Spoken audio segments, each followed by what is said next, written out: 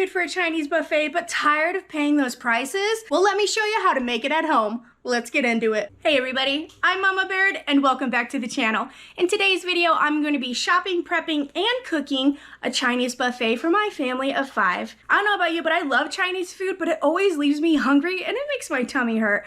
Well, I decided to try it at home. So let's get in here and I'm going to show you how I made this Chinese buffet. If you're new here, I'm Carolina and I live in Montana. I do a lot of pantry cooking, product reviews, and budget shopping on my channel.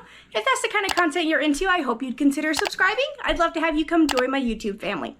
All right, guys, let's get to cooking and I'll show you how to make this. First, let's head to the store and let's see what we can find. I'm going to be shopping at my local Pico for my ingredients.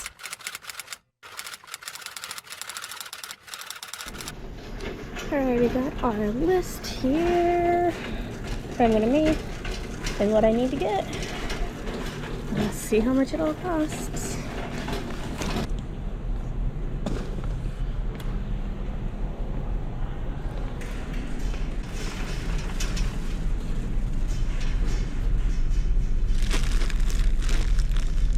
I think this would be better at 168.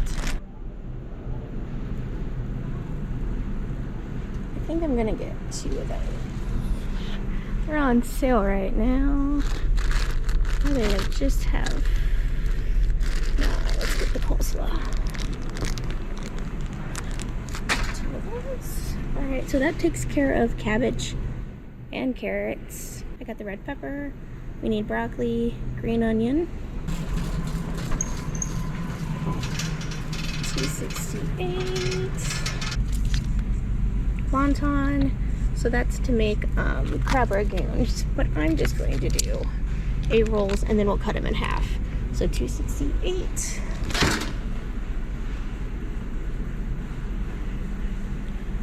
Alright, let's see, do they have stir-fry noodles? Japanese style ramen. Not what I'm looking for though. Let's see. If we get a bag of broccoli for 2 pounds would be $5.98.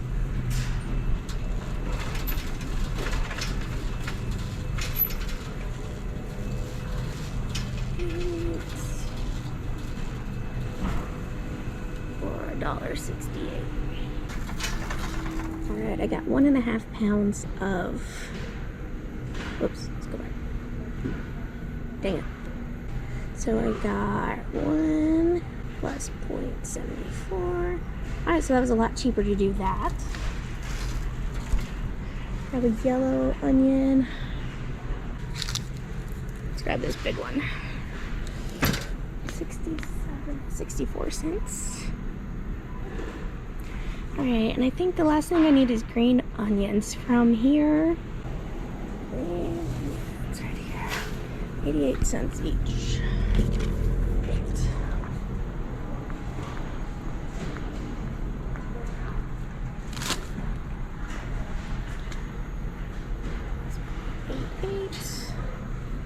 Alright, let's get out of the produce.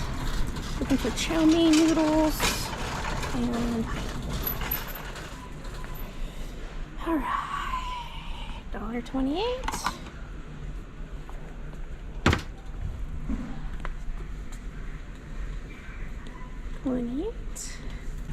Okay. Chili noodles. $2.14.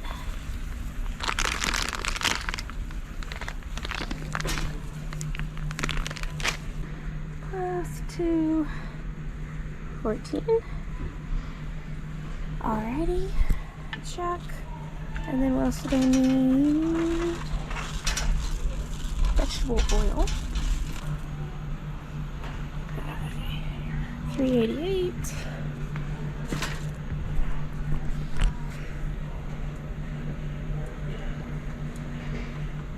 Ooh, we're getting close. This is for me.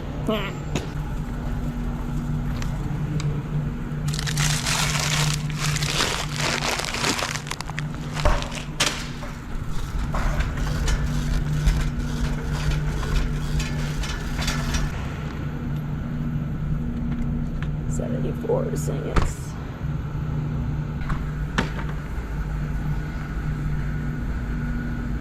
Alright, we get some cream cheese.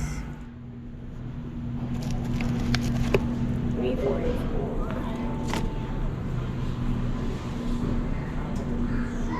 $44. And then I'm gonna add $6 for the chicken. Look at that. Alright, let's go check out. I was able to find some discount chicken at Albertsons. I'm always on the lookout when I get there for different types of meats that are on sale. And this one was on sale, and then it was an additional 30% off. So I went ahead and grabbed it because I knew I was making this meal. $23.50. Alright everybody, we are back from the store. I think we did pretty good. It came out to be under $30. You'll see the things that I bought versus the things that I have in my pantry that I'm going to be using. If you don't have some of the ingredients that I have in my pantry, it might cost you a little more, but once you get that, then you'll have it in your pantry and then you don't have to have that cost anymore, if that makes sense. So we're going to go through and I'm going to tell you kind of what my plan is and what we're going to do. So let's get in here. So we're going to prep these 3 items. The coleslaw does not need to be prepped because it is already ready to go. That coleslaw is both for my egg rolls as well as my chow mein. So here's the chow mein noodles. And then these are going to be for the sweet and sour chicken as well as the pineapple over here. Broccoli is going to be with our chicken and broccoli, which that's what one of our chicken breasts is going for.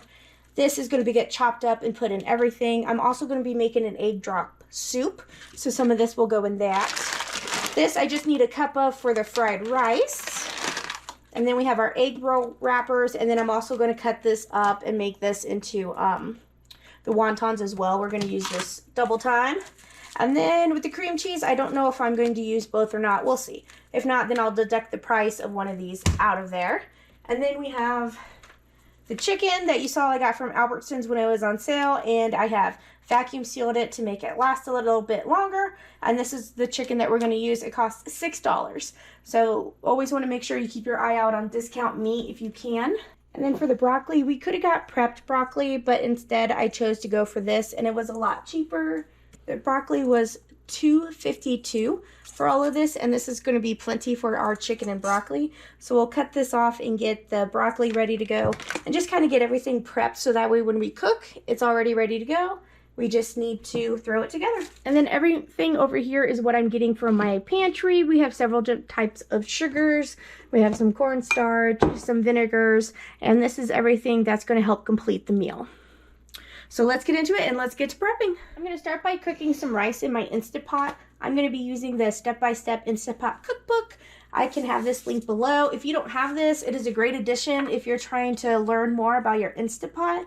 It gives you some recipes as well as just basic how to make bone broth, baked potatoes. So just basic guides on simple things that you need to cook. So I'm going to be making white rice. So this here tells you exactly what you need to do for it and how long to cook. So we're going to rinse the rice, and you're just going to do 1 cup of rice to 1 cup of broth. And this cooks for 3 minutes. Pressure cook it for 3 minutes and then natural release for 10. And then that's it. So I'm going to do that. All right, we're going to go ahead and chop up some veggies. Let's get this. The cool thing about this cutting board. And we're going to kind of go on a rough, large dice for these. The onion and the pepper. I think I might slice one. I'm going to get some prep bowls out. See if we have enough. So for a large dice, I'm going to cut this 2 times.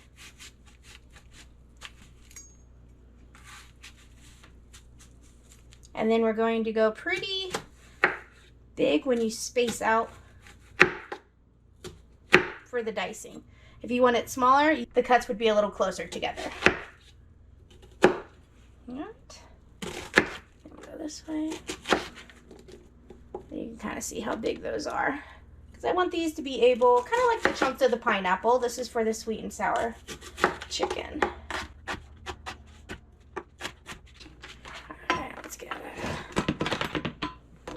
And then for this half, I'm going to slice thin. And I'm pretty sure we need it for something or other. If not, then just need half the onion. Thin slice is really good for cooking on top of burgers. Or you could just cook them and add them to casseroles. Put our slice over here. Now, this is also for it, so we don't have to worry about this tasting like onion because we're going to be cooking it with the onion, right? So I like to just kind of go out the side, go down, and then angle my knife a little bit to kind of cut some of that membrane off. Oh, this one had a baby in it. All right, same thing. I'm going to be going kind of large dice on these. I'm going to want them to have a little bit of a crunch to it. But the good thing about making food at home is that you can prep it how you want.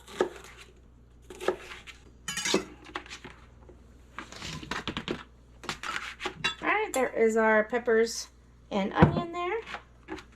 Let's see, we're going to kind of rotate this. Let me give these green onions a rinse. Alright, and then we are going to thinly slice these. I just try to keep them all bunched together. Make sure your knife goes all the way through so you don't get any kind of stuck together and it makes like a whole line of them, you know, if you know what I'm talking about. You want to get all the way down to the root. Now, a lot of you have told me that we can replant this and it'll grow, so that would be something fun to try. Okay, this has got kind of to see what I mean. I didn't go all the way through. Ooh. I think that's good. Got some of these left. Just gonna kind of go through it. Make sure it's all separated.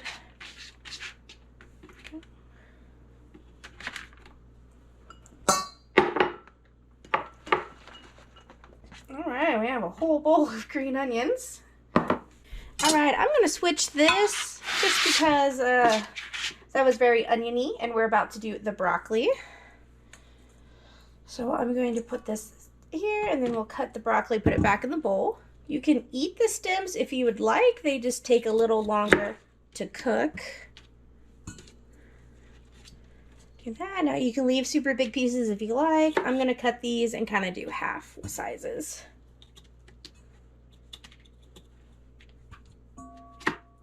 You can also just break with your hands if you want. You might have a little longer pieces there because you're tearing versus slicing. And then I grab this really big one.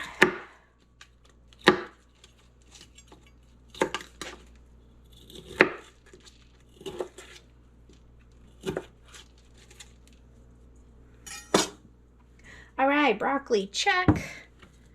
This is stuff that we bought because it's by weight, but we're not going to use. I don't know, do you guys have a good use for this? Maybe we can shred it and make broccoli slaw? I'm not too sure. What do you guys like to do with broccoli stems if you reuse them? All right, let's get rid of this. All right, now let's do the chicken. All right, so two of them need to be, or two of the dishes have chicken that's going to be cubed. So I'm gonna do those both at the same time. So here is one of our breasts. I'm going to cut it in half lengthwise. Now when you're doing this, you're pressing down, but you're letting the knife go back and forth. You don't want to have to do the work. The knife does the work. So you're just holding it and moving that knife back and forth, letting it cut right in half. Sometimes it doesn't come out looking that pretty. Sometimes it comes out looking kind of crooked, and that's okay. Takes practice. Just make sure you're watching your hand. Make sure you're watching your hand. Now some people trim this, will trim the fat off of it and stuff. I don't really do that. I think the fat adds some good flavor, so I just leave it on there. All right. So you see how we're kind of just going for bite-sized pieces.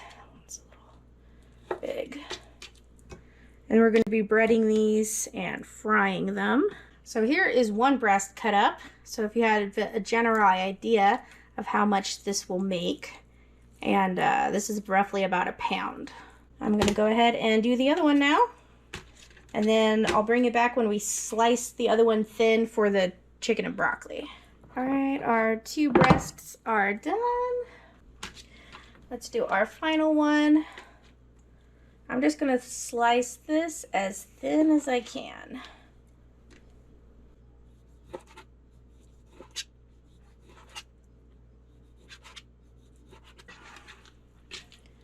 All right, and here's our chicken for our chicken and broccoli.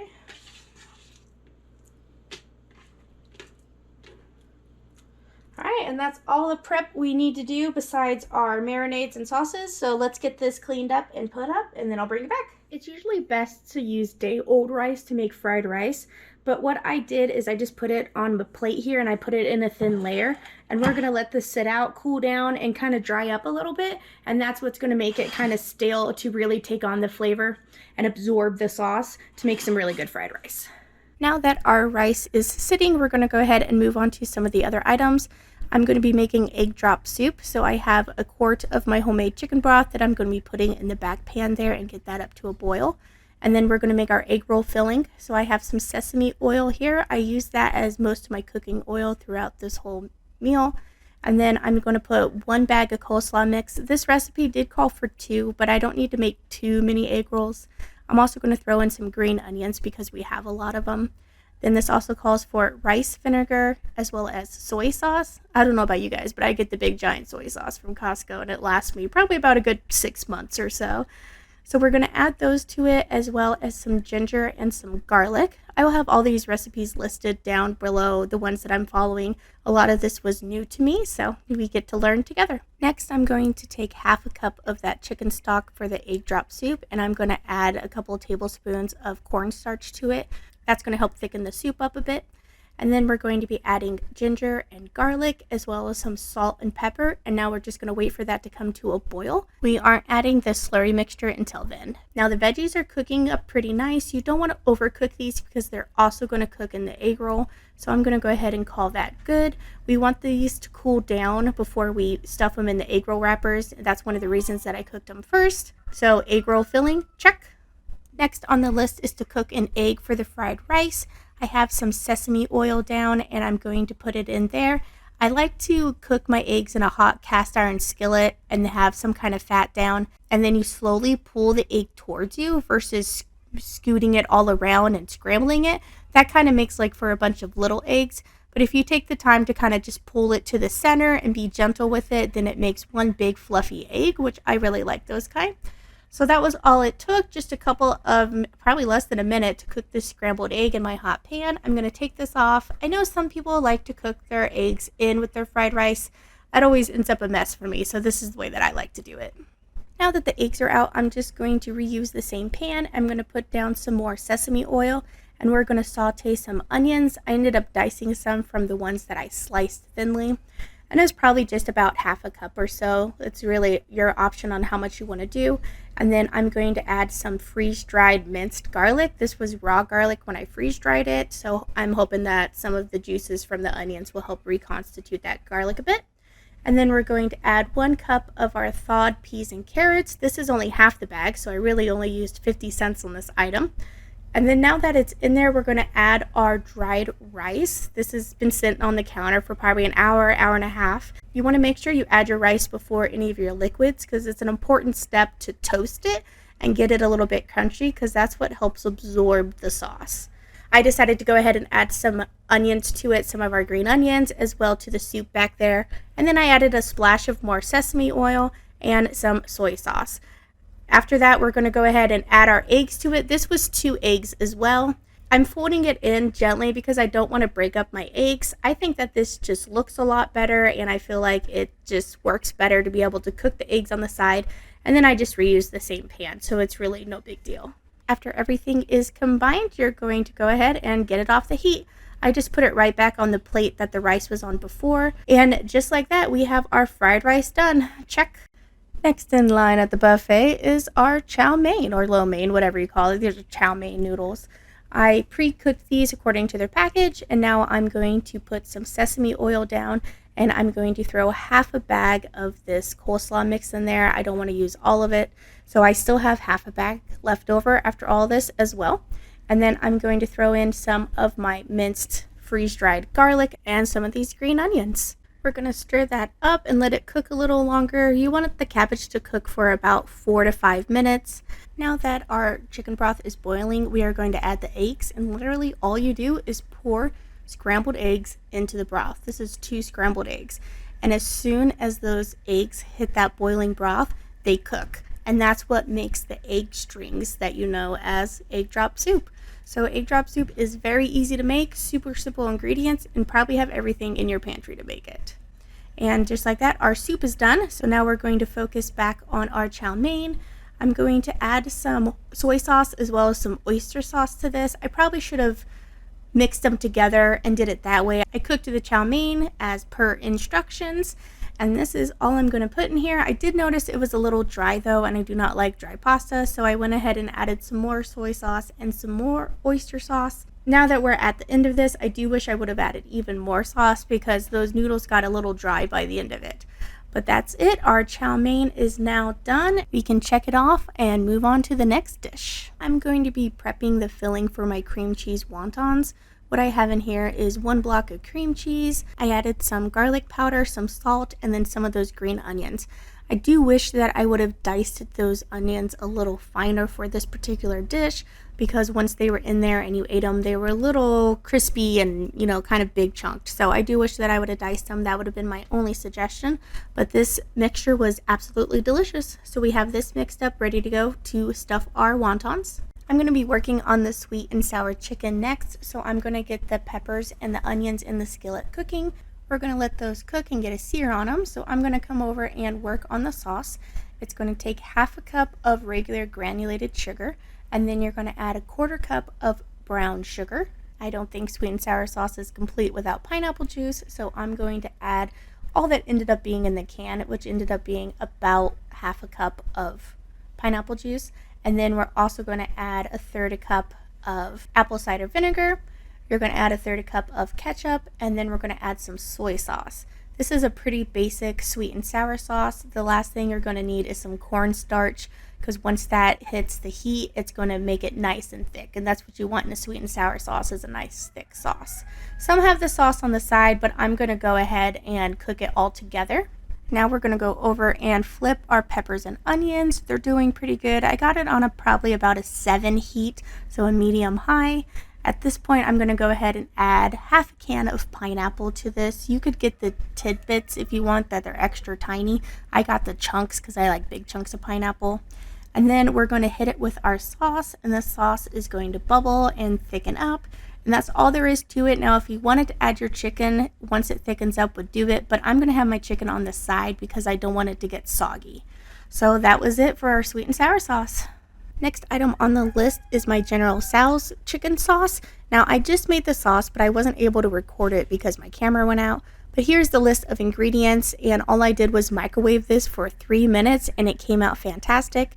Don't forget, I will have all these recipes listed below. These are the pictures from the recipe that I used. So that was a pretty easy step. Now let's move on to stuffing some egg rolls. Alright guys, I want to show you these egg rolls. Like this. We're going to put about 1/3 of our filling right here in the middle. Tuck the sides. Okay. Take this and pull it. And then this is just water. This is going to help it stick so it doesn't open up when we're frying it. Roll.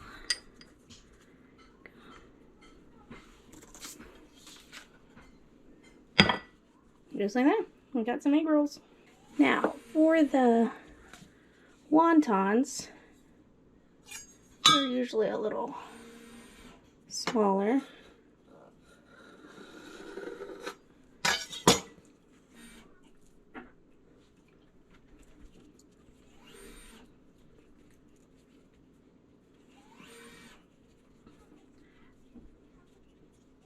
Not too sure how to fold these. We can do them like a little pocket.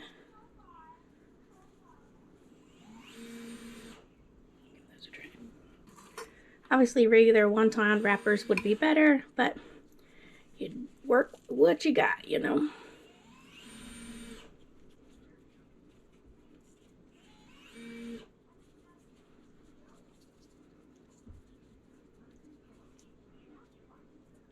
Okay. And then I'm gonna make a bunch of these. Hopefully those work. And then we'll give them a fry. All right, everybody, I'm gonna put my oil in here. We're gonna do some frying. I'm just gonna do the whole entire thing because we have egg rolls, we have chicken, and we have biscuits. I think I'm gonna do the biscuits first so the oil doesn't get flavor and contaminated.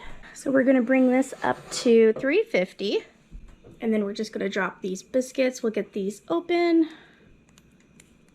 I think I'm going to break these in half. 10 biscuits, so that'll make 20 little balls. Didn't get it. Oh, there we go. All right, into this chicken, I'm gonna add cornstarch. And that's what's gonna make this nice and crispy.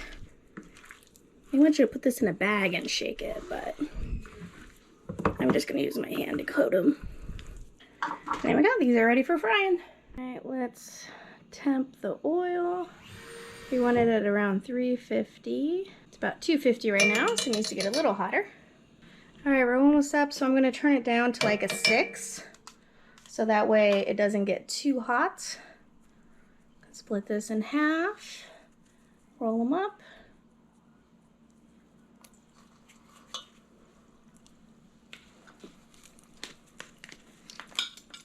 Try to be fast so they all cook at the same time. As they flow and get golden brown, we can take out one at a time.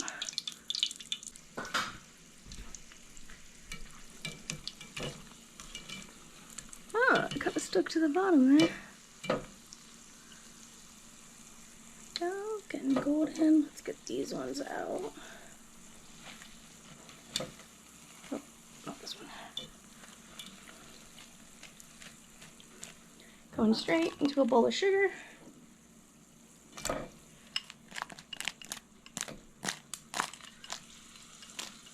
Not a good idea to do that over the oil.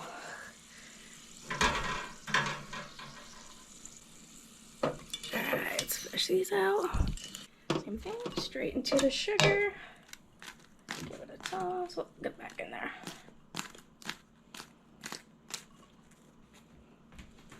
And there we go. So I'm going to do that with the other ones. Alright, I went ahead and put in the cream cheese ragoons. I think those top parts are going to be super crunchy, so that'll work out. Here's our bowl of donuts.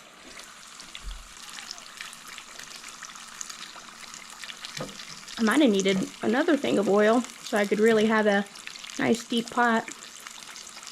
But that's okay, this is working. And the oil was one of the most expensive things I bought besides the chicken. Alright. I'll pull these out. Alright, let's see how the egg rolls do.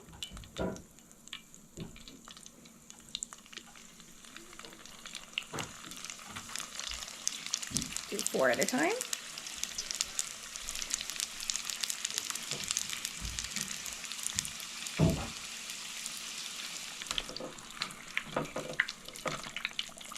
Alright, we're going to pull these out. Now I'm just going to keep cooking the rest of those, and then we'll move on to the chicken. Alright, that is the last of the chicken, the fried chicken. We're going to be using this for the sweet and sour chicken as well as the general sauce. Now we're going to make our chicken and broccoli, and that's the last dish. So let's put some sesame oil down. I'm gonna go ahead and add our chicken. I'm just gonna add it all at once. You just kind of want a sear on it.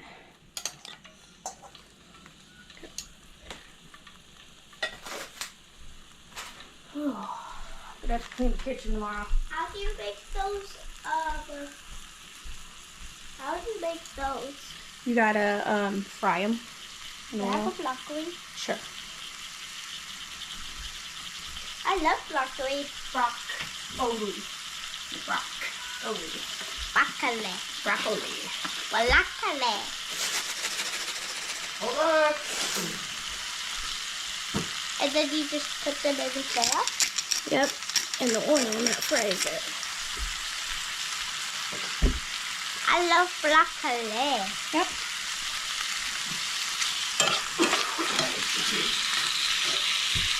Alright, we're going to go till these are cooked and then we'll throw in our broccoli.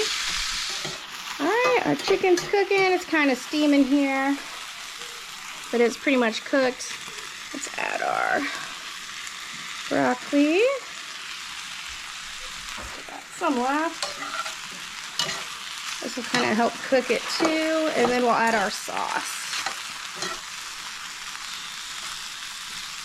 Alright, broccoli's getting a little color to it. Let's add our sauce here.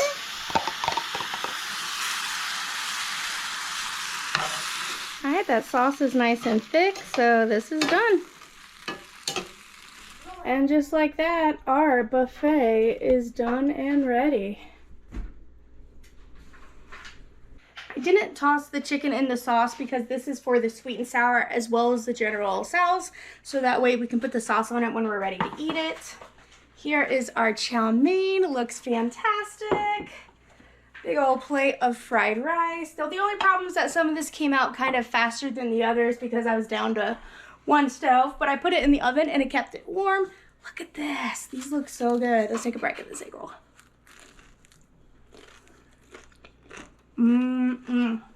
Here's our chicken and broccoli, egg drop soup, and of course the sugar donuts for dessert. I can't believe that I got all this food at under $30. Well, thanks for coming along and seeing how I made my family a Chinese buffet. Thank you so much for watching. I'll catch you next time on Mama Baird's. Are you wanting something new in your life, like some fried ice cream? Well, I'm about to make this amazing Mexican feast, and I hope you'll join me along on the ride. So let's get into it, and let's make some Mexican food. Hey everybody, I'm Mama Baird, and welcome back to the channel. In today's video, I'm going to be whipping up a giant Mexican feast for my family of 5. I don't know about you, but I love going out to eat, but the cost of it is just so much. And I feel like you can have better quality, plus you learn something new. I love doing new cuisines, so tonight is all about Mexican night. If you're new to the channel, my name is Carolina. I live in Montana. I do a lot of pantry cooking, budget shopping, and product reviews on my channel. If that's the kind of content you're into, I hope you'd consider subscribing. I'd love to have you come join my YouTube family. I also have a Facebook group, Mama Baird's Homestead. Please come join me over there. We have a lot of good recipe sharing and it's an overall great support group. I'd love to have you. First thing I'm gonna do is go shopping at my local Winco and try and get as many ingredients as I can for a good price. So let's get into the car and let's head to Winco.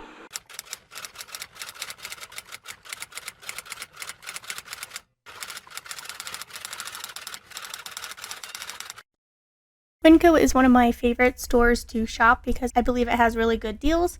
I am not going to be buying my refried beans because I have some in my pantry, but here's roughly the cost of them if you were to get them at the store. I decided to go after my chicken first because I wanted to make sure that I picked that out. The chicken tenders are a little more than the chicken breast. However, I had to buy like at least 3 pounds of chicken breast and I didn't need that much. I just needed a pound of chicken. So even though the chicken tenders cost more per pound, it was cheaper to get a pound of that than to buy a bigger bag of chicken. So I got that. And now I'm headed over to the cheese. There's this Oaxaca, that's how I'm going to say it. I'm sure I'm saying it wrong, cheese, which is going to be for the queso. And then I have the cojeta cheese, which is mostly just going to be for garnish. And then I'm going to be getting some Mexican cheese as well for mixing in with my enchiladas and taquitos. I just need a small bag though, so I went and grabbed that. And then some white American cheese for our queso. I don't know if this is traditional, but that was the recipe and it was only $3 for 12 ounces. So I grabbed one of those. And then we got to have sour cream to go top of our enchiladas, so I included that in there. Then I'm going to be making fried ice cream, and the batter is cornflakes and then also vanilla wafers. You didn't see me grab that, but I grabbed a pack of vanilla wafers. And then our vanilla bean ice cream, this was $3 for a quart and a half. So I grabbed that, and then while I was in the cold section, I was going for heavy whipping cream, but they were completely out of it. It was not stocked, and the only thing up there was the super expensive organic one. So I decided to just get half and half. I thought that that would be a good substitute. So I did that, and then I had to go behind this guy just holding up the line there. And I was headed to the oil section because we need some more vegetable oil for frying a couple of things that we're going to be doing. So I wanted to make sure I had enough of that. And then we're going to be getting some tortillas. I got the king size corn tortillas because we're going to need them for the enchiladas, the taquitos, as well as the chips. Now headed over to the produce, grabbed me a little bunch of cilantro. That's going to be needed for a lot of our recipes. We're going to need some tomatoes, I got about 10 of those. A couple of peppers. I'm glad to see that they were on sale. We're going to grab a couple of red onions, and then as well as some fresh limes. But now they also have this lime juice in smaller little bottles. If you want to do that instead of the fresh limes, it's a nice substitute. And then we're going to get some jalapenos, only $1.48 a pound, and these were beautiful looking jalapenos.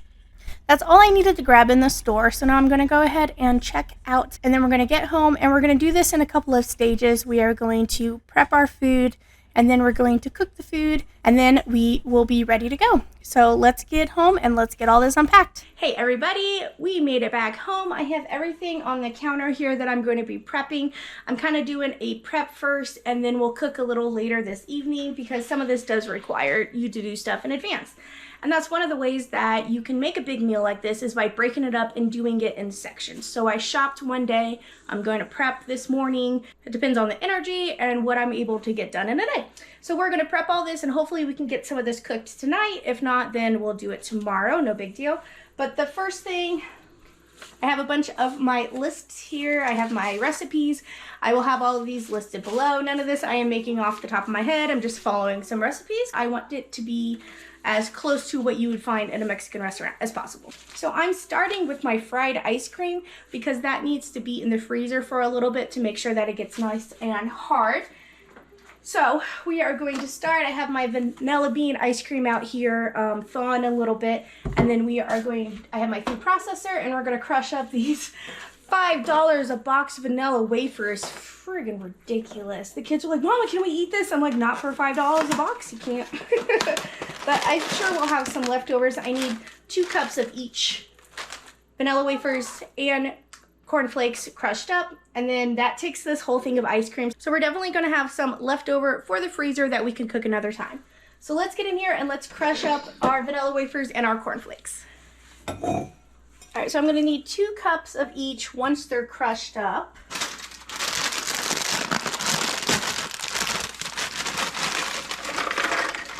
let's do half the bag.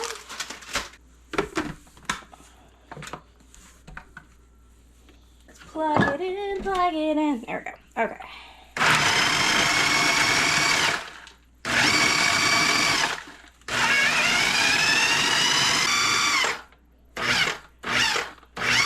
Alright, we got some chunks. I think that'll be fine. Alright, well that was pretty much exactly 2 cups, half of the bag. And then we have our cornflakes here, which we'll have leftover cornflakes as well.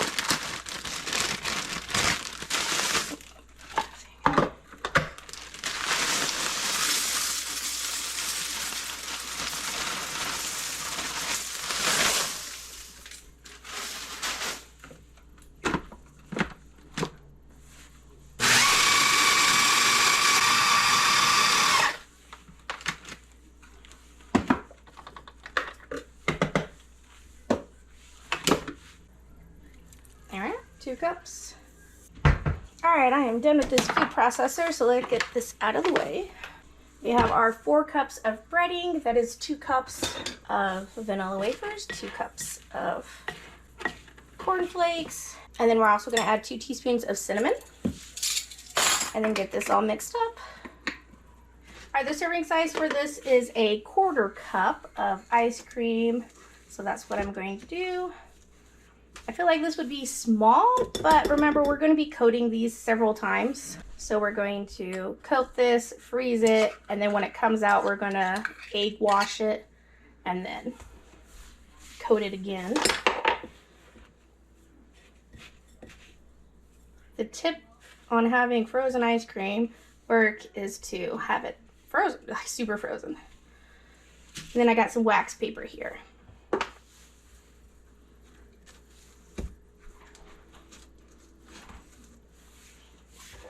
And so a scoop. Might be easier if you had an actual ice cream scoop. Like I said, I'm trying to follow it to a T as much as I can. But cooking is mostly just doing what you got, using what you have. So with specialty cooking like this, you might have to get a couple of certain ingredients and do it a certain way. But then once you know pretty much the gist of it, you can do it off the top of your head. Oh yeah, these are going to be good by the time we coat them. All right, so I'm going to keep doing this, and then I'll bring it back when I have them all done. All right, I'm finishing up here. They're starting to melt a bit. Tell you guys, when I interned in a hotel when I was in pastry school, we had to actually, if we made ice cream desserts like this, we had to scoop and make them in the freezer so this wouldn't melt. That was a fun time. All right, so this is all the 1.5 quarts of ice cream. And then we're going to use this batter to coat again. We're going to do like an egg wash after these firm up for a few hours in the freezer. And then we'll do this again and then back in the freezer. All right, so I'm going to put this in my deep freeze. I'm going to show you guys any leftover ingredients I have as well, because I know going shopping, that was a bit of a shock at how much everything cost. But you're not going to be using everything. You're going to have leftovers. So the ultimate meal is going to end up costing less than our shopping trip. I got half a bag of cornflakes left. And then I have half a bag of vanilla wafers left. So these are extra items that are going in my pantry. Hey everybody, I'm ready to do my second round of batter. I need to fluff my eggs till they're nice and foamy. So I'm going to use my little portable blender here. I can have this linked below. This is actually a chopper, not a blender, but I'm going to give it a try. Oops.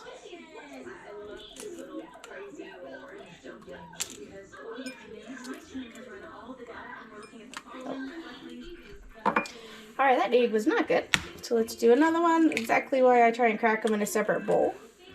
That one had a bit of a smell. It wasn't bad, but the eggs aren't supposed to smell. So we're going to do 4 eggs. All right, so let's put this back on. Now let's blend this up. I've never tried this before, so let's see if it works.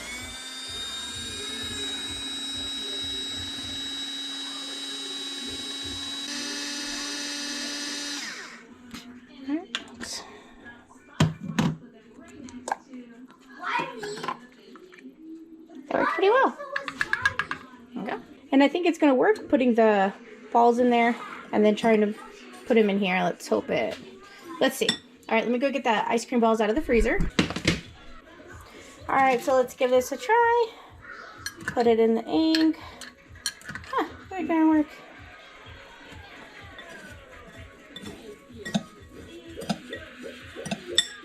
Double batter. Put it back. All right, I'm gonna keep doing this till all of them are recoated. All right, guys, these are all double battered, so I'm going to get these in the freezer, and they're gonna stay in there until we give them a fry.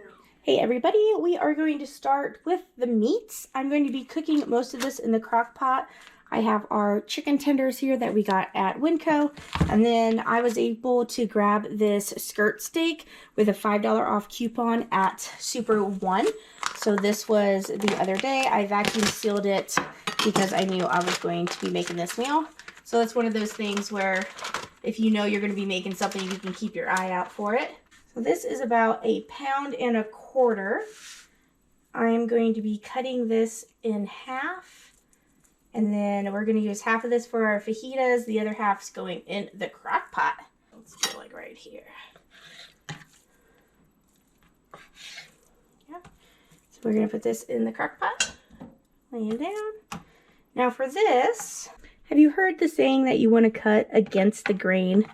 Well, you see here, you see how these lines are going this way? That is the grain. So cutting against it means you don't want to cut this way.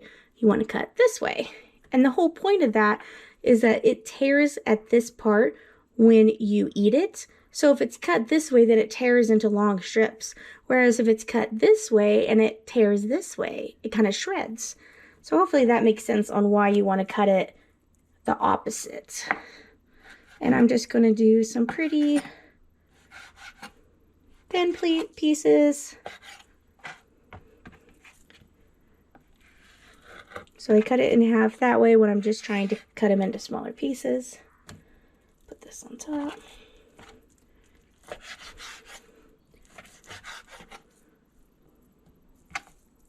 There we go. I think I'm going to cut just a little more. Let's do right here. Just because I want to make sure we have plenty of meat for the fajitas. So same thing, cutting against the grain. Like that. And then here, so chicken tenders. You could also always do half tenders, or you could do half chicken, half beef if you want for the fajitas. I got the flank steak in there, and then I'm gonna put the chicken tenders over here on this side. And let me go wash my hands, and then I'll finish this up. And let's close up our flank steak for our fajitas. Now I'm gonna add some Worcestershire, Who's Your Sister sauce. This has vinegar in it, and it helps break down the protein in the meat, which makes it super tender. And then I have a little bit of taco seasoning left. I'm gonna sprinkle that over it, the last of it, and then that is all I'm gonna put in it. So let's put our lid on it. I'm gonna go slow and low. It's not gonna take too long to cook these. It's not gonna take like 8 hours because these are both kind of thinner. So we'll leave this for probably 4 hours on low, and then we'll check it. All right, let's check it. It's been going a couple of hours. It's starting to smell good. Chicken is fully cooked. So let's pull the chicken out. We're shredding this, using it for our taquitos. Oops. And our enchiladas. Oh, it's perfect.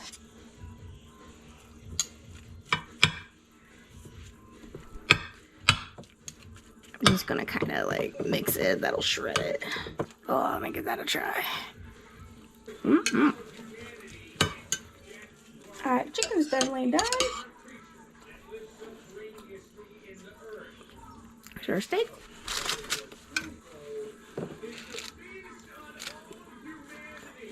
Let's see, I don't think this beef is done yet. It's still kind of tough. That one piece tasted good, but the wrap's kind of tough. So we're going to keep this on low and keep that steak cooking a little more. Woohoo! Let's see. Oh, that's much better. You see how that's just falling apart.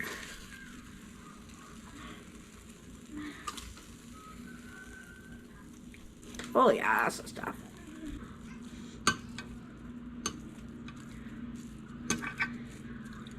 Alright, we got steak and chicken cooked from our crock pot. So we're gonna get this cooled down, and we'll get this to the fridge for our meals tomorrow. Coffee break. Alright, now let's get to dicing all of these veggies. Alright, let's get our veggie board out. In here. And then I also have my dicer here that's going to make everything perfectly uniform. I will have this linked below. This is a game changer when it comes to prepping in the kitchen. But first we got to like slice everything and get all that done before we dice. So here's all the tomatoes I got. So we're just going to try and slice these as thin as we can. I don't worry too much about the core.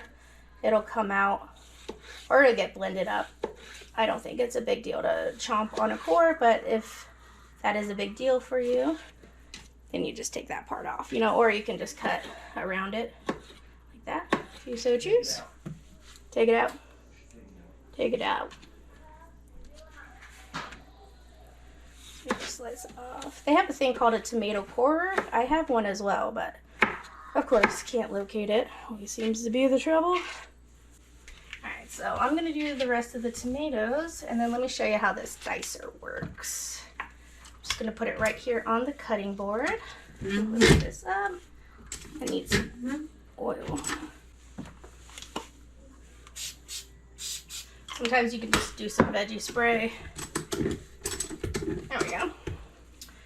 So, if you have a choice to do the gooey side up or like the flesh side up, do the skin side up because that'll help keep it from splattering and squishing, I mean.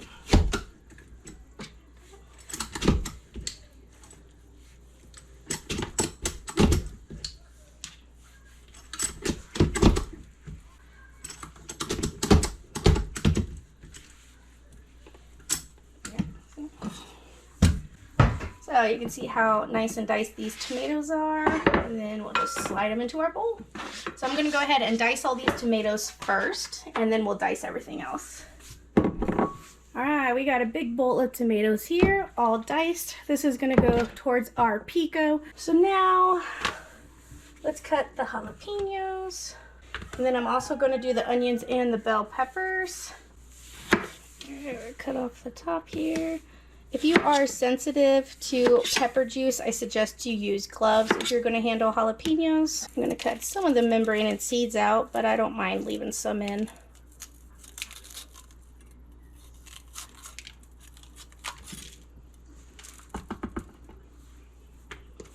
I just kind of, if I'm wanting to keep the pepper whole, which it doesn't really matter, I guess I can cut it out. I kind of slice around it in the inside to get it out.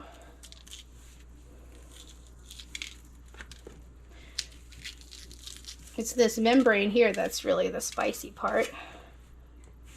These are nice jalapenos, super crunchy. So we'll scoot some of these seeds out. When I was working at Applebee's, we kept the seeds in. I think that was more of just a labor saving technique though than a recipe thing. All about that labor. Gotta go as fast as you can. For as long as you can. If you're gonna make it. Alright, let's get these diced. I'm not gonna worry that there's still tomatoes in here because it's all going in the same thing. You could also slice some of these and use them for the fajitas. I always like to add jalapenos to my fajitas if I get them in the restaurant because it adds a little spice to it. What can I say? I like it spicy. Now, if you don't have a dicer like this, you can obviously just do it by hand. It'll be a little longer, but this is something you could definitely do by hand if you don't have it. Or you could use your food processor to dice these up. You could use one of those slap chops if you have one of those.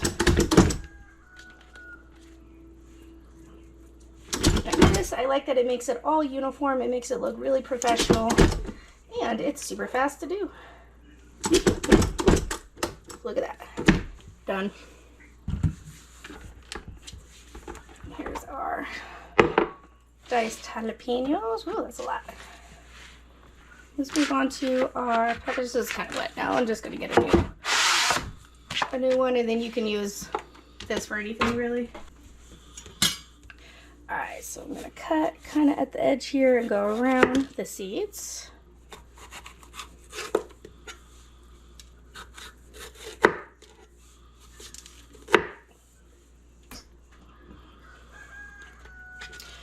Alright, so some of these, this bigger one, let's slice into strips.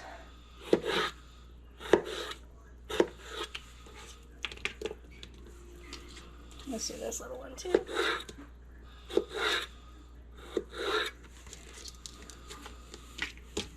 Okay, so that's for fajitas. Let's also do half of the orange for fajitas.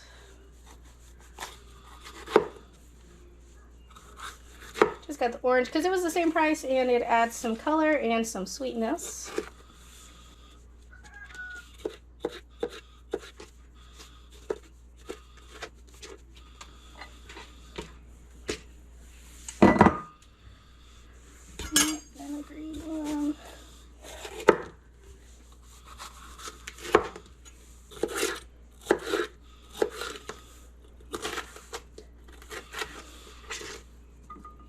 So here's our peppers.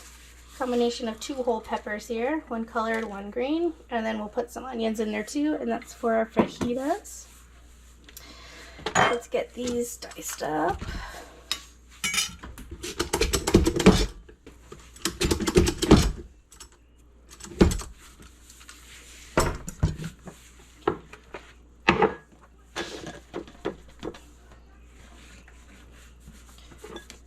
Here's our colored peppers here.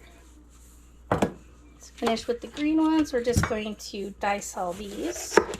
Alright, and there's our green peppers all cut up. Let's try not to confuse them with the jalapenos. So that's all done. The only thing left to chop with our chopper is our onions here. I have my onions diced up, and then I remembered that I did need some for my fajitas. So I'm just taking the last of the sliced red onion and kind of slicing it a little thinner to make sure that they're kind of bite-sized. And then I'm going to be adding this to my pepper mix. So we have onions and peppers, and then all the rest of those diced onions are going to be used in our pico. Alright, next I'm going to be handling this cilantro. Just kind of cut it up above the tag there. You want to keep it kind of bunched up.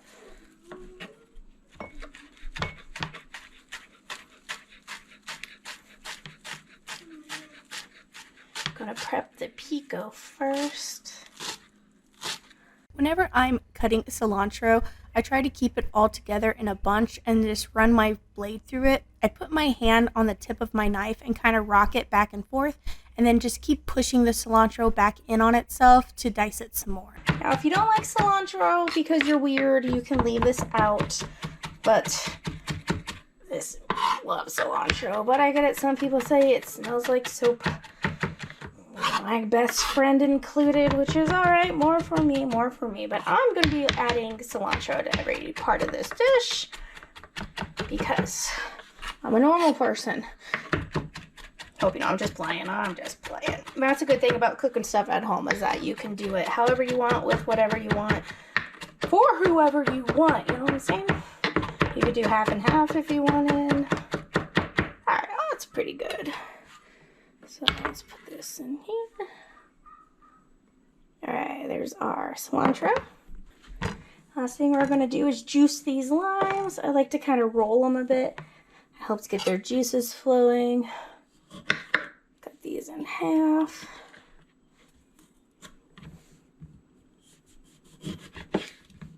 Let's just do 3 for now. Save 2 for like garnishes. Alright. Let's assemble this pico. So I'm going to use all of the tomatoes. Let's add diced onions to this. This is our jalapenos. And then our peppers. I went ahead and mixed up all of them.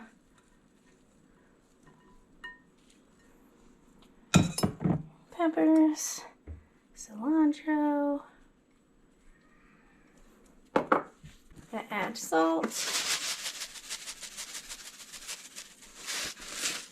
add some pepper.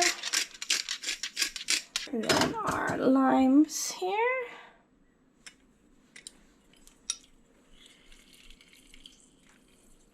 Alright, there's our limes. Let's give this a toss.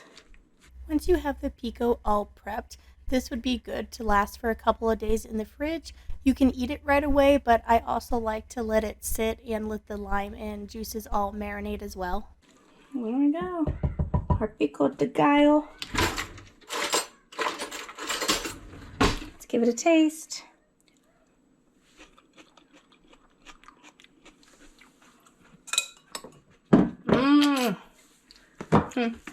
I almost think it needs a little more salt. More pepper. Alright, well, we're going to let this set in the fridge and then we'll move on to something else. I'm going to start my queso next. I'm going to do it in the crock pot. So I have 12 ounces of American cheese, white American cheese here. I don't know if this is originally traditional, but this is the recipe that I found and I think it sounded pretty good.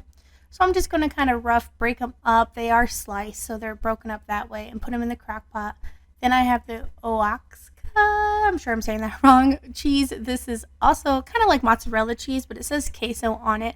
And this made the queso dip. This was super creamy, and I highly suggest you use that cheese in it if you can find it. And then I'm going to add in about a cup of half and half, and then I'm going to add in a cup of my homemade Pico. This recipe did call for a heavy cream, but the half and half worked just fine. And then we're going to stir this up a bit. I'm going to put the lid on it, and we're going to cook this on low until it is all melted. It took about 2 hours, so you could also put this in the microwave if you need it faster. Guys, next item on the agenda is to make our enchilada sauce. So I have a can of chipotle peppers and adobo sauce. I'm going to put one of the peppers, we're going to use our little blender again here, plus some tomato, or I'm sorry, not tomato sauce, the adobo sauce. And then I have some corn cob stock here that I made. I'm actually due to make some more. You could also use either chicken stock or a veggie stock for your enchilada sauce. I think this corn stock is going to add some good flavor though. So the plan is that we're going to take about a cup of this. We're going to use 3 cups total. But we're going to mix this with our chipotle pepper and try and get a nice smooth consistency. And we'll go from there.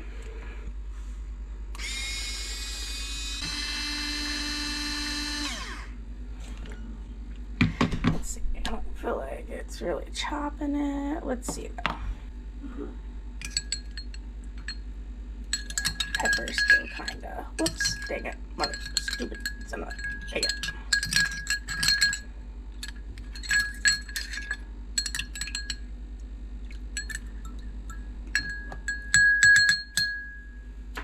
Let's do a little more, and then we will strain whatever's left, so it'll get rid of the seeds and then the big chunks of pepper.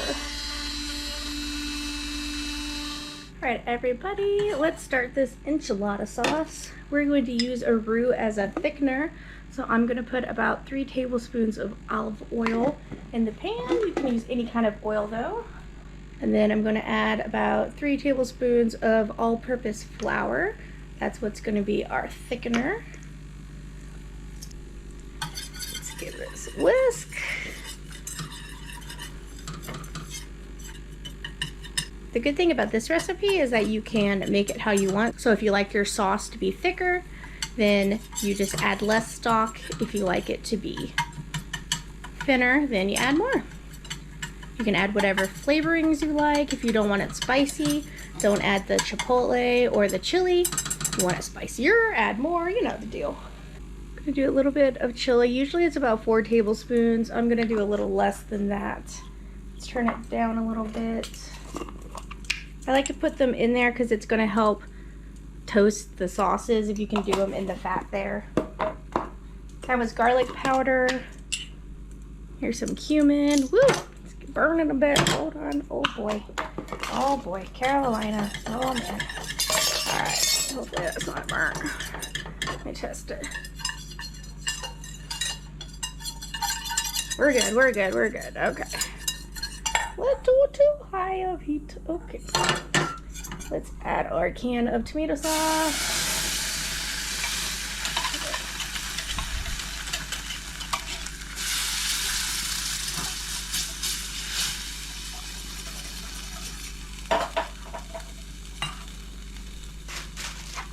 All right, let's add our mixture.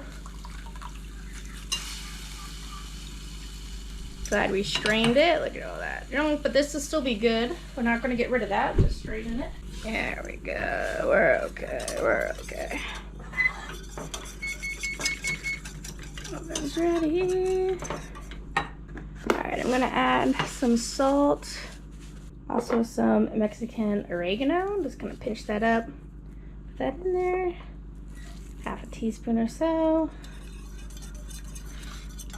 And then we're going to add a little more corn stock. All right, we can get boiling a little more now. That is the general gist of our sauce here. This one's pretty thick.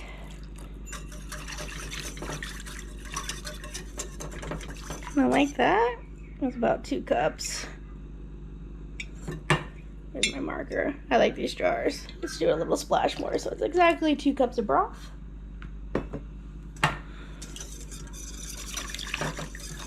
Give this a taste. Man, I think that tastes great. Let's let it get a little hotter.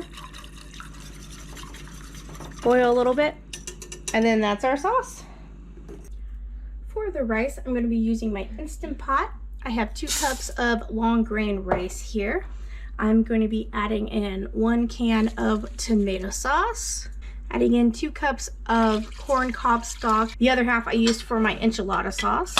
And then I have some mixed stock. This is like half turkey, half chicken, maybe a pork bone in there. So I'm gonna throw some of this in there as well to equal 4 cups. We're gonna put in some cilantro, about half a cup or so. I'm gonna put in half a teaspoon, a good size, half a teaspoon of garlic powder. Fresh garlic also works really well. And then we're gonna do half a teaspoon of cumin, some salt, and some black pepper. Let's give this a stir. All right, and then we are going to pressure cook this for 3 minutes and then let it natural release for 10, and it should be done. All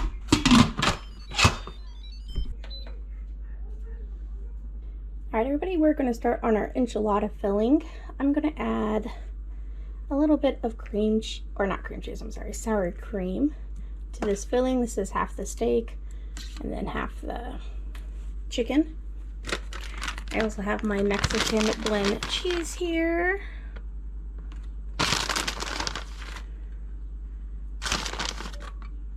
I am trying to follow enchiladas as traditional as possible. So if this is something that you would be able to give some insight on, I'd appreciate it. I'm gonna put a little bit of our sauce in it, as well as some cilantro. All right, and then let's give this a mixture.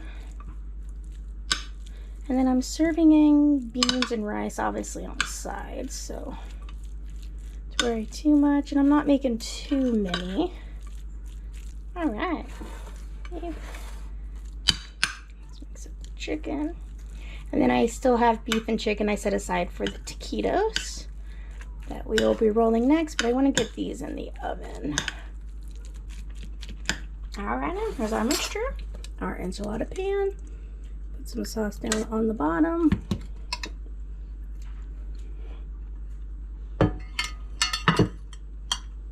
Perfect. I tried to put these in the microwave so they wouldn't crack. Those that are cracking, I'm setting aside for the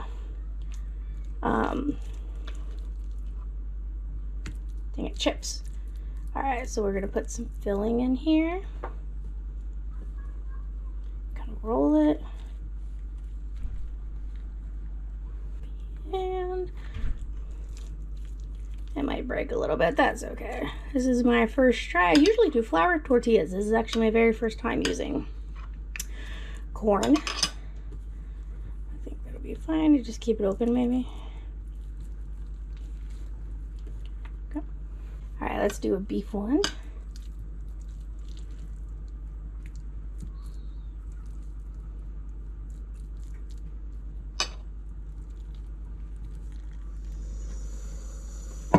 All right, so we got chicken, beef, beef, beef, chicken. Looks pretty good. Spoon our sauce over it. Now I accidentally added a big size thing of tomato sauce when you were just supposed to do half of a size or half of a can. But I think that was kind of nice because it kind of mellowed it out a little bit.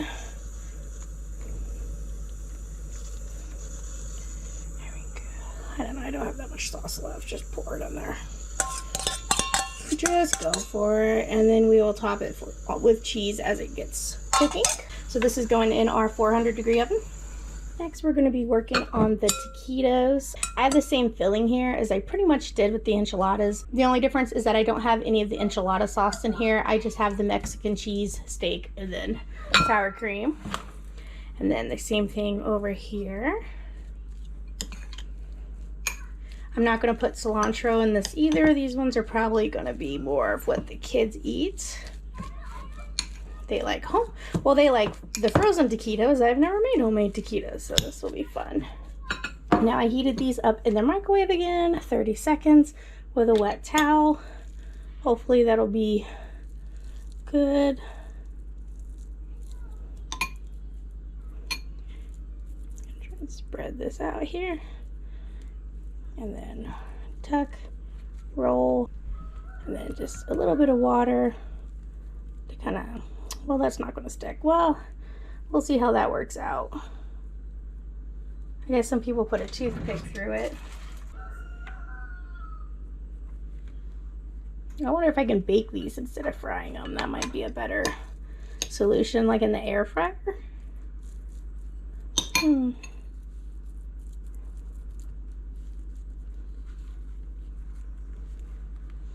You know, I don't want these to fall apart in the fryer, have the filling go everywhere. I think I might just do that. All right, so I'm just going to keep doing this where I'm going to brick them, and then I'm going to get the steak and the chicken filling into them, and then I'll bring it back.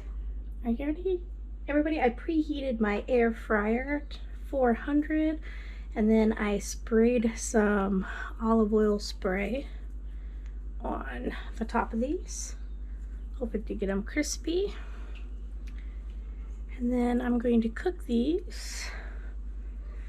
I don't know. Let's do, what do you think? 8 minutes? That was going apart a little bit. That's okay. Let's try 8 minutes in the air fryer. And then I also cut the rest of the tortillas. I just cut them into triangles, so cut them in quarters. And then we're going to fry these, and these are going to be our chips. Next, I'm going to be cooking some refried beans. I'm cheating and just using pre-canned refried beans. It's pretty much just pinto beans mashed up, and I have some vegetable oil down there. Bacon grease would be ideal. Woo. The whole point of refried is that you're refrying them, so you got to put them in a pan that has oil. Maybe not that hot oil. Woo. Doing 2 pans. Just gonna kind of, yes, I know. We're gonna press this down. I know. Kind of let it fry a bit. I got it down to a 6 now. I have a little bit of cumin we're gonna add, and then I'm gonna add some salt. Let that cooked. Over here, I'm gonna be frying my chips. Let's put one in there. It's not quite ready yet. We're gonna let our oil get completely hot. Our rice is done. Let's open it up, take a look at it. I have not seen it yet. That's pretty good. Not burnt on the bottom. Oh, that looks fantastic. All right, we're just gonna leave this on warm in the Instant Pot. While we're here, let's check the queso. Oh, yeah. That looks amazing. So that's on warm, ready to go. And then the enchiladas are also done, just hanging out in the oven. So let's go ahead, give these a flip.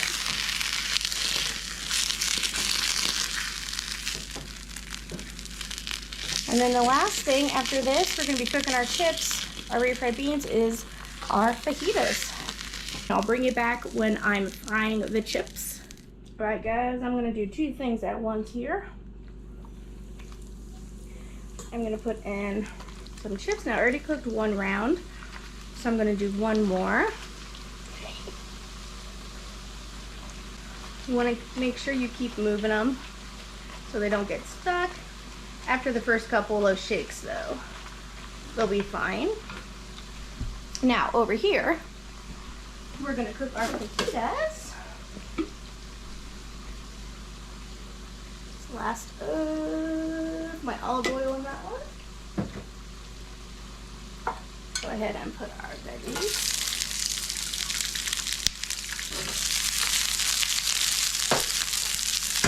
Put all the veggies on there. I'm going to go ahead and put some salt. as well as some cumin.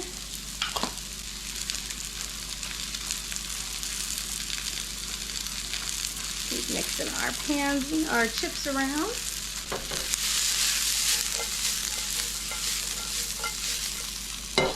Another good thing to add in here would be jalapenos. Anytime I go to the restaurant, I always order it with jalapenos because, you know, I like things spicy. I like my marriage.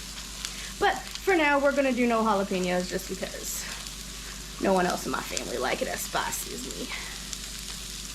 And then we're also gonna do some cinnamon chips while we're frying chips, because don't forget, we are having fried ice cream for dessert. So I'm gonna be cooking all this, we will have dinner, and then I will turn the oil back on and we will try our fried ice cream. Super excited about it. So the kids, they're more excited about the whipped cream on top that they've been looking forward to.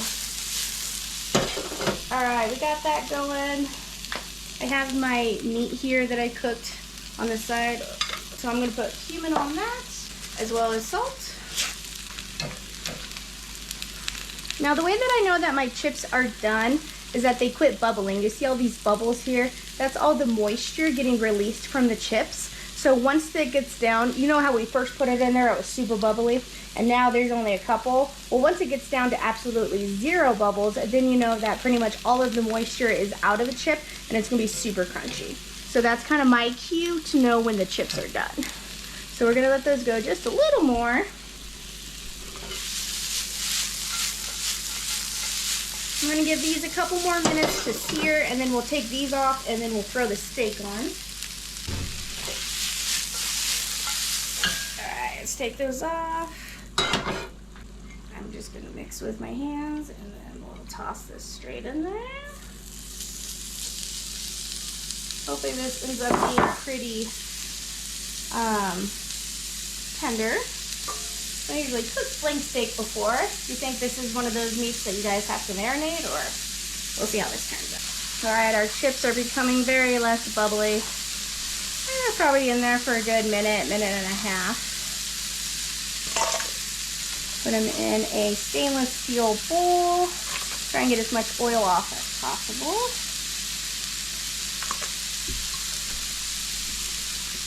And as soon as you take it off, you want to hit it with that salt.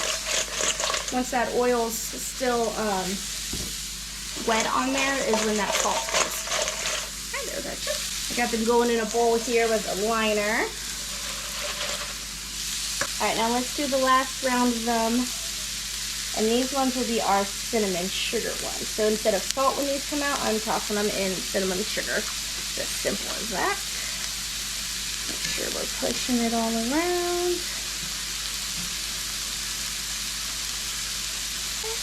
Give our steak a flip.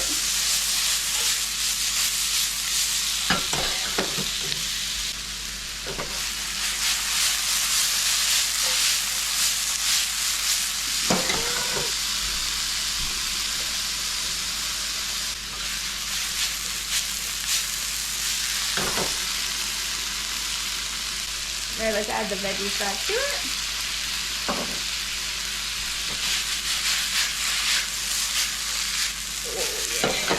Cook a little more. All right, there's our fajitas. While those last little bit chips is finishing up, let's get our spread out. Whew, I did it. I made my Mexican feast. Only thing I wasn't able to do is guacamole, which I'm very disappointed in, but I'm the only one who eats it anyway, so I guess that'll be okay. Imagine that there's guacamole here because that makes it just perfect. Well, we're gonna dig in. I think everything turned out pretty good. The taquitos don't look the best. They probably would have been better fried, but we improvised. These enchiladas look fantastic. I love the beans with the cheese on it. Chips, the queso. Look at this queso. Now, if that's not amazing queso, the pico's good. Our enchiladas, can't wait, or our fajitas, can't wait to eat that. Our cheese. Our rice. Oh, it's good. And this fantastic plate of Mexican rice. It looks amazing. I'm super happy with this. We're gonna dig in, and then I'll bring it back when it's time to fry up the ice cream. All right, everybody, it's time for dessert. We got our ice cream bowl. Leave it in. 1, 2, 3, 4, 5, 6, 7, 8, 9, 10, 11, 12, 13, 14, 15, 16, 17, 18, 19, 20, 21, 22, 23, 24, 25, 26, 27, 28, 29, 30. Let's take it out. I got my cinnamon chips here. Oh, let me put it on some oil here. Baby here. Had it dry. Oh yeah. It's going on there. Probably could have done a little bigger, huh? Now, whipped cream. Chocolate sauce.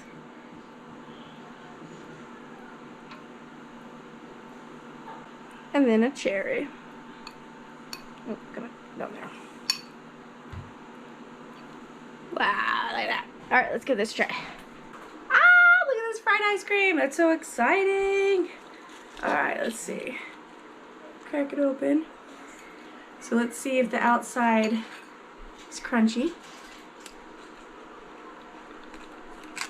Ooh, it is. But the ice cream is still solid on the inside. It's cold. Mmm. It kind of turns into like a ice cream nacho with the cinnamon chips on the bottom.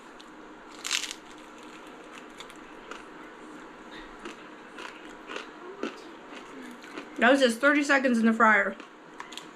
All it needed. Oh yeah.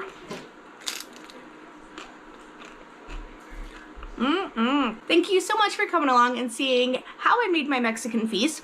For my next Frugal Friday Extreme Feast meal, I want to do like an American style barbecue. So I'm looking at like potato salads, macaroni salads, some good barbecue dishes. If you have a super great barbecue dish that you think could make the cut for that video, please let me know in the comments below. Thank you so much for watching, guys. I'll catch you next time on Mama Baird's. Ow.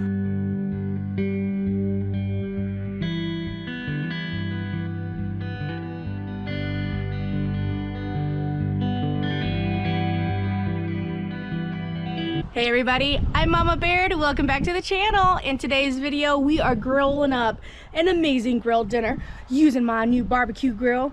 We got grilled cheese stuffed peppers, grilled potato salad, grilled asparagus, grilled corn, and a grilled pineapple salsa burger. Let's give it a try. Come on, you gotta see how I made this. Let's go. Hey everybody, I'm Mama Baird and welcome back to the channel.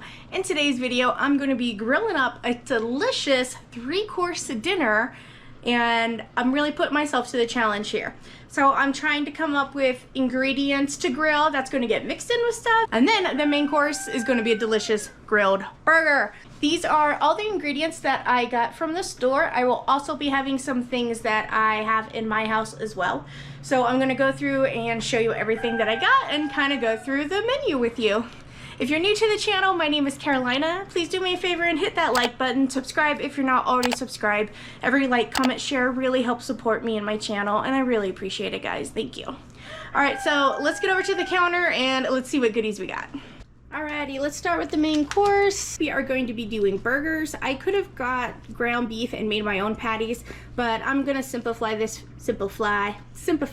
for myself and just get this. It wasn't that much more expensive in my opinion, getting these ones that were already shaped out. Plus this is Angus, so I think this will be good. So I went ahead and got this, 2 of them, because there's gonna be 5 of us. And then I decided on some yummy brioche buns here. They had all different types. I also think a Hawaiian bun would be good, or you could just do a Kaiser roll as well, but brioche will go great. And then I had several different bacon choices, and I ended up settling on this one from the deli. It's in pieces. And some of this is going to go for our side dishes, and then some of this is going to go on our burger as well. And then we got our melts. I don't know if I was gonna make like a Juicy Lucy Juicy, one of those, and put the cheese in the burger and then maybe put another one on top, but I might just melt it on there. So I got this. This looks like just good cheesy melted plastic cheese. So we got American and pepper jack. Then for dessert, we got a Tillamook old-fashioned vanilla ice cream. We're going to mix this. I lied, I didn't have everything. So we have self-rising flour we're going to mix with the heavy whipping cream, and those are going to be our 2-ingredient drop biscuits for our kind of like our peach shortbread. Like instead of strawberry shortbread or strawberry shortcake, it's going to be peach shortcake. So we're going to grill the peaches for those. And then I got some tomatoes both for the burger, and then I don't know if I was going to do a salsa or not. Trying to kind of figuring out as I go. Luckily, I had a red onion in-house, so I have one of those. I'm going to be making a pineapple salsa. So I got a fresh pineapple, we're gonna do red onion, a poblano, and probably one of these red bell peppers. I also got some jalapenos in case I wanna do some heat. And then we're gonna do stuffed jalapenos and stuffed sweet peppers for an appetizer. So that's gonna get used there. The cilantro, I meant to get one, but I grabbed 2. Oh, the shame. The store I'm currently shopping at is Winco. It's a bulk store, and it has really great prices. They had some good sales going on all of their veggies. I grabbed the mini sweet peppers here for only $2. $2.48 a pound for the poblanos, and then it was $1.48 a pound for the jalapenos. They also have habanero peppers and chilies, all kinds of different things you could imagine. The cilantro was only 58 cents for a bunch, and like I said, I ended up grabbing 2, and the limes were only 25 cents each. And then I got these beautiful things of asparagus that we're going to grill. Love me some grilled asparagus. And then I got a big thing of yellow potatoes, Yukon Gold potatoes. We are going to steam these first, and then we're going to grill them for our grilled potato salad. And then in the back here, I got this spinach arugula lettuce mix for our burger. I think this is going to go really good as like a lettuce, because arugula's kind of got a little peppery to it. So I like it a little bit, so I like that it's mixed with spinach, so it's not as strong. And then I ended up with 6 corn on the cobs, plus a mini one. This one must have fell off one. I didn't mean to pick out this one. No, the chickens might like that though. So we're just gonna do corn on the cob, but those are all the ingredients that I got. All right, everybody, now that you saw what we got from the grocery store, we have to start prepping to get ourselves situated to get to the grill. So let's get in there and let's start prepping up some food. The first thing we're gonna do is put some bacon in the air fryer. All right, some of this bacon I am going to cook in the air fryer. So that way we have bacon bits kind of thing to, oh, look at that big chunk of bacon. I might do it so I can, so we can cook this for bacon bits plus some of that grease I'm gonna use for cooking my biscuits and stuff. And then some of this, like this would be a pretty good slice to throw on the grill. Actually, so with that one. Ooh, look at that one. Yeah. That one almost looked like corned beef. Alright, let's get this in the air fryer. I'll probably fry it for 10 minutes. While the bacon is going in the air fryer, I'm going to go ahead and do some prep. We're going to slice these baby peppers. At first I cut the top off, but then since I'm going to be grilling them and we're going to be eating them like a popper, I'm decided to keep the stem on them, and that can kind of be like the little handle when you scoop it into your mouth, you know.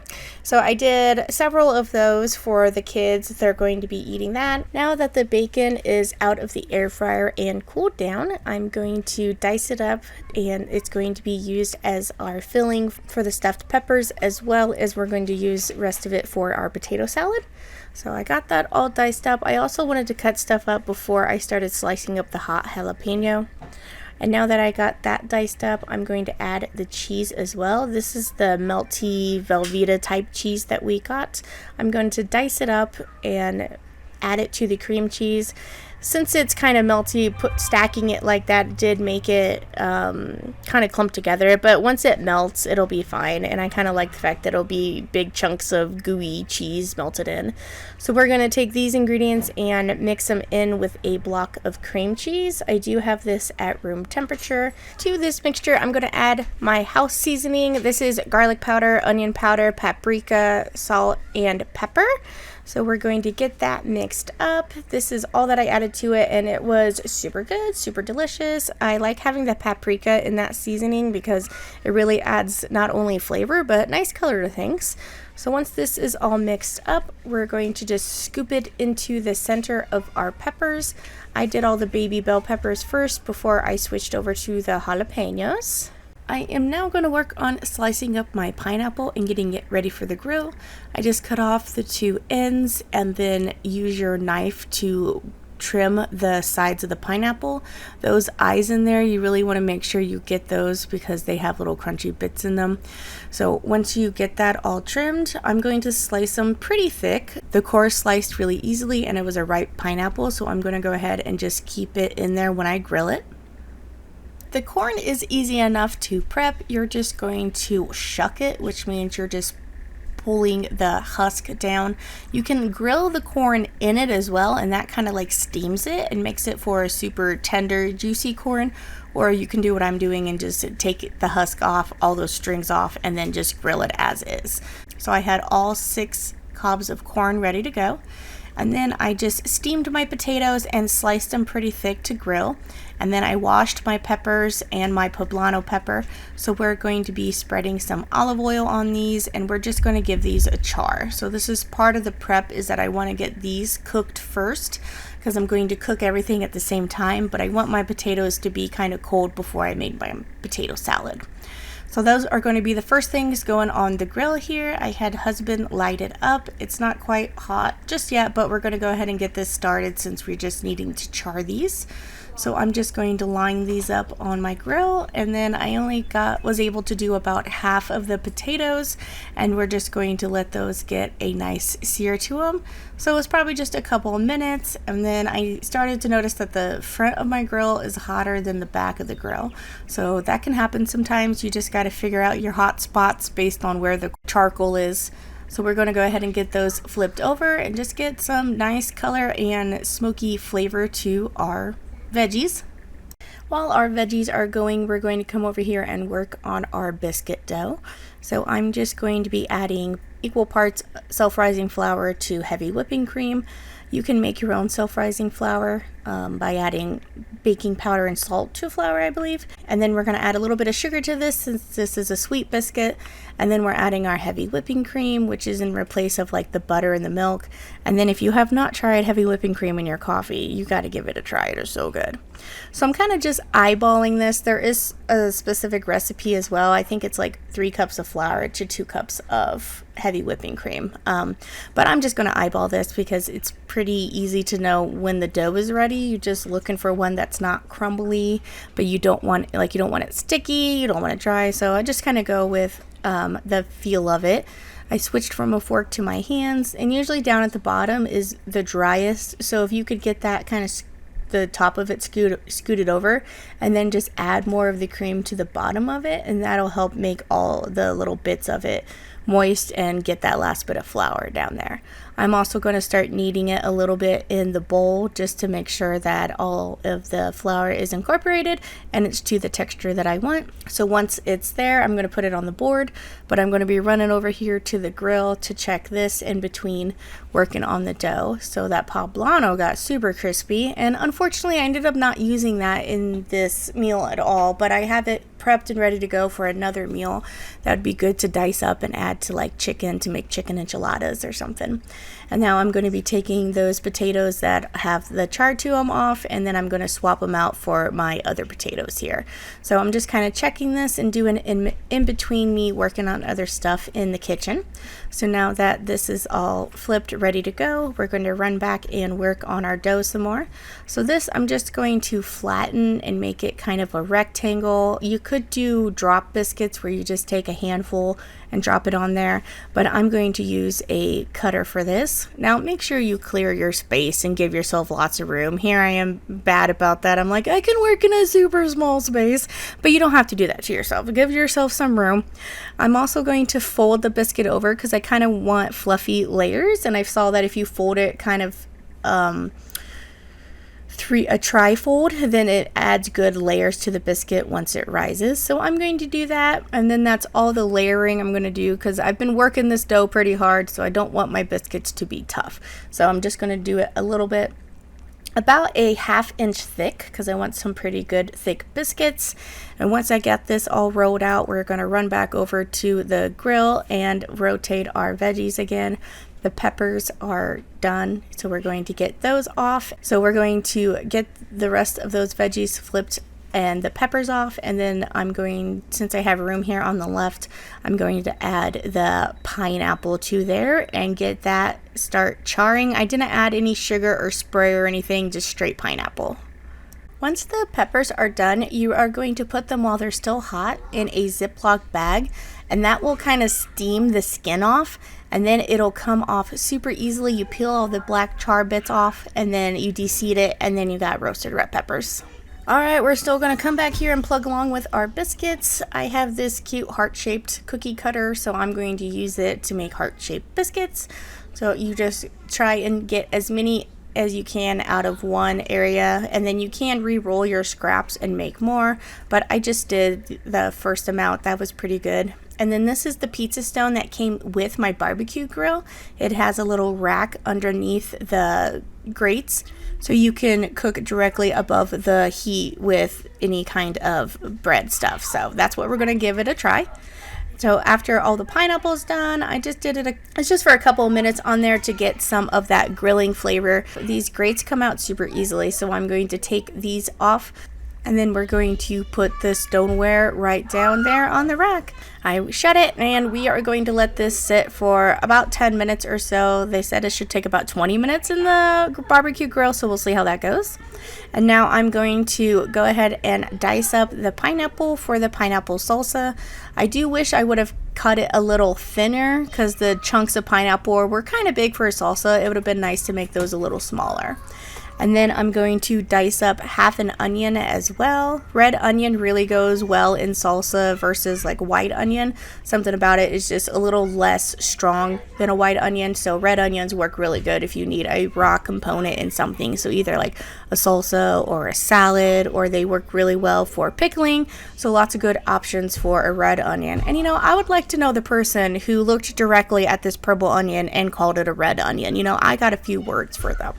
So we're just going to get this nice and small diced up. People really don't like chomping into a big thing of onion, so I'm just going to get it chopped up really small. And then we're going to do one bunch of cilantro. I like to kind of cut it where they have the tag, and then we're just going to dice it. Try and keep it all pushed up together, so that way you just run your knife through it a couple of times and then get it as fine diced as you would like. I'm only going to use half of this and put the other half to the side.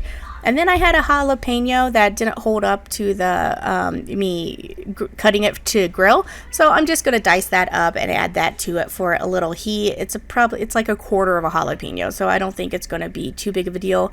Plus, we're not going to put the salsa on with the kids' burger. It's just going to be for ours. This would be good to use for a dip for chips as well. So we're going to mix all of that up, and then it still needed a little more zazz, so I'm going to juice one of the lemons in there. You kind of roll it at first to get the juices flowing, and then squeeze it in there. Lime juice made a big difference in it. The acid really gives it a nice pop. We are going to add a little bit of salt to this as well. And then the last thing I did is my camera needed to charge, but I peeled and de-seeded one of the red peppers, and I diced that up and I added to this as well. So that added a nice red color. Well, I think I had it a little too hot. Biscuits got a little burnt on the bottom. Inside looks fluffy though. Or might be deconstructed peach shortcake, you know. Wow. You know, now that I think about it, I probably should have just put the stoneware on top of the grates instead of putting it down close. But hey, you live and learn. So now we're going to prep our veggies for our sides. The asparagus, you can just snap the bottoms off and it'll break wherever it is ready. So that way you don't have any tough asparagus. I'm just going to drizzle this with olive oil and some sea salt, and we're just going to get that rolled around, and that is the only thing that is going on here for our grill. So that's prepped, ready to go. And then the first thing we are going to be cooking are these peppers that we stuffed. So remember, this has cream cheese, kind of like slices of Velveeta, bacon bits, and then my house seasoning. So we're going to get this on the grill, and they shouldn't be on here too long. You probably could have run the bottom of them with some oil if you wanted to make sure that they got that nice kissed char of kissness going on there, but this will work fine and it'll get those marks on there and then get the cheese nice and melty.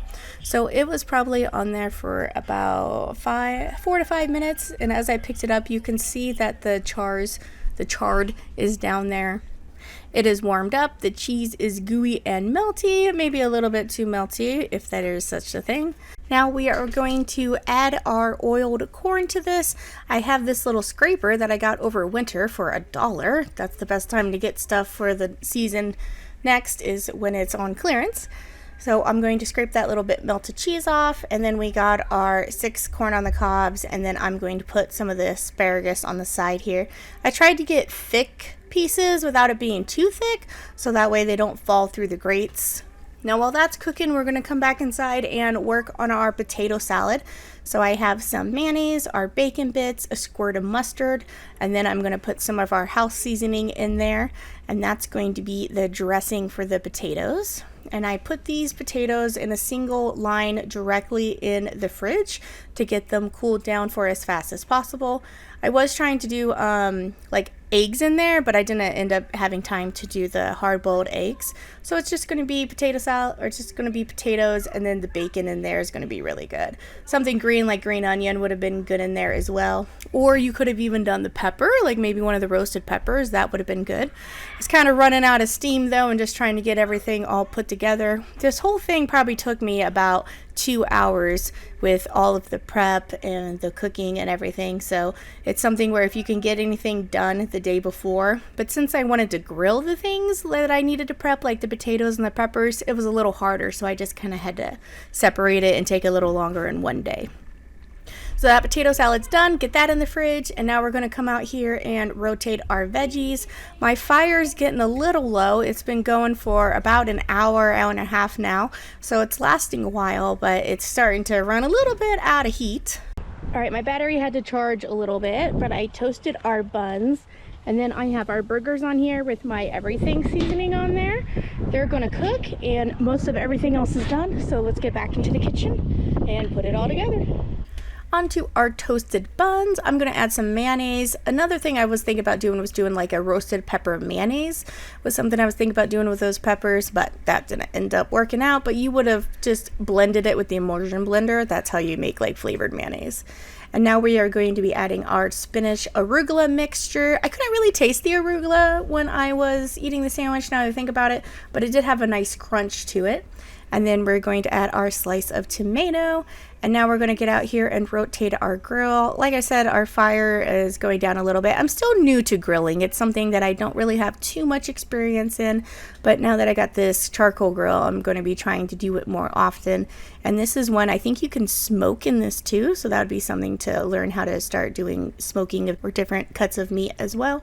So let's get this flipped over, and that paprika and stuff really makes such a nice color when things get cooked. So that's the color you see on this burger. Oh yeah, is it looking good now? My fire is almost out. Come on, fire, you can do it.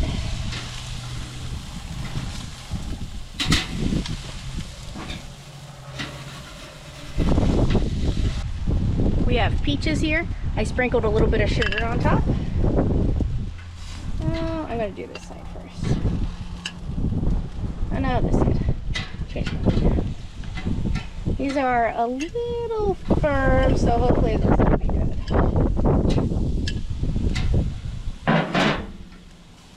Alright, these burgers probably only got a couple more minutes and they'll be done. The peaches aren't going to take too long. I have half of these, probably 2 minutes went by since I put them on there. The burgers are getting flipped over, and they're probably at about a medium to a medium well, which is perfect. So we're going to get those off, and then we're just going to keep the peaches going. I'm looking for a nice grilled flavor, like some grilled marks, but I don't want things to get too crispy, you know, like we did with the biscuits there. So I'm just going to keep them on here and then just keep rotating them, and then we'll have our nice grilled peaches. Another great dessert would be like apples. You could do like apple blossoms on here. That would be good. All right, let's go assemble our burgers. All right, so we're going to put the burgers on top of the lettuce and tomatoes, and then I added the slices of cheese to the top bun, and once I fold it over, it'll get melty. All right, I'm gonna put some of our pineapple salsa on husband and I's. The kids will just have on the side. I put some of our red peppers in there. See, roasted red peppers. And then our cheese on top will melt as it touches that meat. Look at that. Yeah.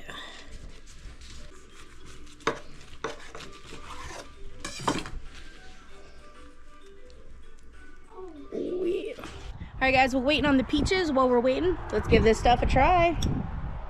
Try this potato salad first.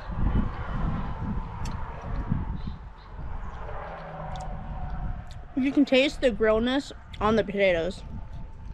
I love potato salad. Alright, asparagus. Did you know that asparagus makes your pee smell funny?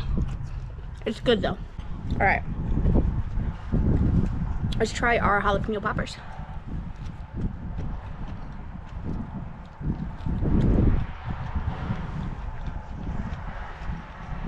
It's cheesy.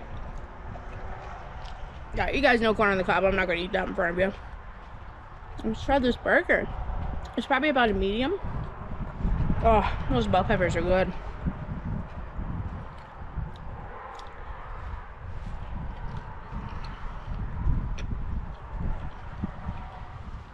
I like the pineapple salsa on there. It's a unique kind of flavor. You guys, you've got to give this a try. All right, we're gonna finish up the peaches and I'll show you what to do. First, we're gonna eat this. All right, let's get back to these peaches. I'm going to give them a flip, and that's exactly what we're looking for. Just enough to heat them up to get the juices going, get that sugar caramelized a little bit.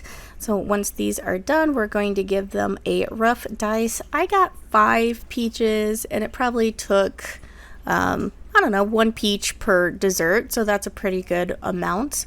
You can keep the skin on or take it off. I decided to keep it on because it didn't really make that big of a difference. One less thing that I had to do. So we're going to dice this up, and then I'm going to try and get the burnt bits, like not get the burnt bits in the dessert.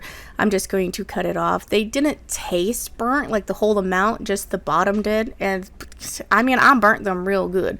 It probably could have stayed like 3 minutes on the barbecue grill instead of the 10 that I had them on there. Or I could have put them higher, like I said. So they still tasted good though, so we're going to use them, and I'm putting them in the bowls first. We're going to do the biscuit. Like I would do the whole biscuit, but we're crumbling it up deconstruction style this time. And then we are going to add our peaches right on top, or you could do the ice cream and then the peaches if you wanted to do it that way. I did it this way though. And then we're going to add the scoop of vanilla bean ice cream on top. You know, another good addition I think would be caramel. Maybe drizzle it with caramel on top. What do you guys think? But this is my take on a peach shortcake perfect summer dessert. How easy and delicious was that? Let me tell you, I know it said it took about 2 hours. 2 hours may seem like quite a long time to be in there, but when you're making epic food like that, it's totally worth the time. Well, I hope you guys have a fantastic weekend. It is Memorial Day weekend, so happy Memorial Day weekend. And thank you for all of those who have served and have given their lives for this country. We would not be here and be who we are if it was not for them. So thank you so much. And I hope you guys have a fantastic weekend, and I'll catch you next time on Mama Beards. Bye.